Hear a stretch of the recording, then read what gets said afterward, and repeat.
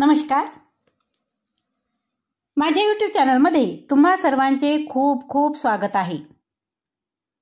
आज आपण पाहणार आहोत एक प्रेरणादायी जीवन प्रवास. हा प्रेरणादायी जीवन प्रवास आहे रतन टाटा यांचा. चला तर मग बघूया आणि प्रेरणा सुद्धा घेऊयात. चला मग. बुडणाऱ्या नावेमध्ये बसण्याची हिंमत कोण ठेवतो? पण ही कहाणी त्या व्यक्तीची आहे ज्याचा सामना प्रत्येक वळणावर कठीण परिस्थितीशी झाला. त्याचा जन्म तर खूप प्रसिद्ध परिवारामध्ये झाला होता. गुजरातच्या सुरतमध्ये राहणाऱ्या व्यापारी परिवारामध्ये. पण जन्मानंतर आई वडिलांचे भांडण झाल्यामुळे ते दोघी वेगळे झाले. मग त्यांच्या आजीने त्यांचा सांभाळ केला. ते परदेशात सुद्धा शिकले.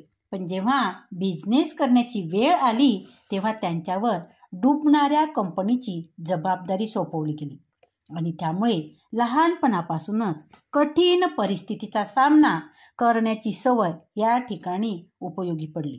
त्यामुळे जबाबदारीपासून पळण्यापेक्षा हसून अडचणीचा सामना केला आणि कंपनी फायद्यामध्ये आणली.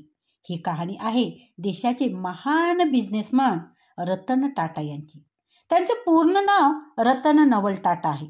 त्यांच्या आईचं नाव सोनू टाटा असे म्हटले जाते की त्यांची आई वडील वेगळे राहत असत. त्यामुळे त्यांचे पालन पोषण सांभाळ त्यांच्या आजीने केला. रतन टाटा यांना आजीने दत्तक घेतले. अशा प्रकारे दत्तक मुलाच्या रूपात त्यांना सांभाळले. तसेच त्यानंतर टाटा यांच्या वडिलांनी दुसरे लग्न केले. त्यामुळे त्यांचा एक सावत्र भाऊ सुद्धा आहे. रतन टाटा यांनी सुरुवातीचे शिक्षण मुंबईच्या कैथेड्रल आणि जॉन केनर या शाळेमध्ये केले. याशिवाय अमेरिकेच्या युनिव्हर्सिटीमध्ये त्यांनी इंजिनिअरिंग शिक्षण सन 1962 मध्ये केले. शेवटी हार्वर्ड युनिव्हर्सिटीमध्ये 1975 मध्ये ॲडव्हाइजमेंट मॅनेजमेंट प्रोग्राम केला. रतन टाटा बिझनेस करणाऱ्या घरातले होते. शिक्षण पूर्ण केल्यानंतर त्यांना 1971 मध्ये राष्ट्रीय रेडिओ आणि इलेक्ट्रॉनिक कंपनीमध्ये प्रभारी निर्देशक म्हणून नियुक्ती केली. जेव्हा त्यांच्याकडे ही जबाबदारी सोपवली तेव्हा कंपनी वाईट परिस्थितीत होती. या गोष्टीपासून माघारी फिरण्यापेक्षा रतन टाटा यांनी स्वतःच्या हिमतीवर कंपनीला अडचणीतून बाहेर काढून नफा मिळवण्यासाठी वाटचाल केली. पण इमर्जन्सी आणि आर्थिक मंदीमुळे कंपनीला खूप नुकसान झाले होते. त्यानंतर सन 1977 मध्ये रतन टाटा यांना युनियनच्या संपाचा सामना करावा लागला आणि त्यानंतर नेल्को कंपनी बंद करावी लागली. आणि त्यानंतर काही महिन्यांनी रतन टाटा यांना कपडा मिल इम्प्रेस मिलची जबाबदारी सोपवली. ती कंपनी त्यावेळी तोट्यामध्ये होती. शेवटी ती कंपनी सुद्धा बंद करावी लागली. पण रतन टाटा यांनी कधीही हार मानली नाही. असं म्हणतात की रतन टाटा यांना कंपनी बंद करायची नव्हती, पण मनाविरुद्ध त्यांना हा निर्णय घ्यावा लागला.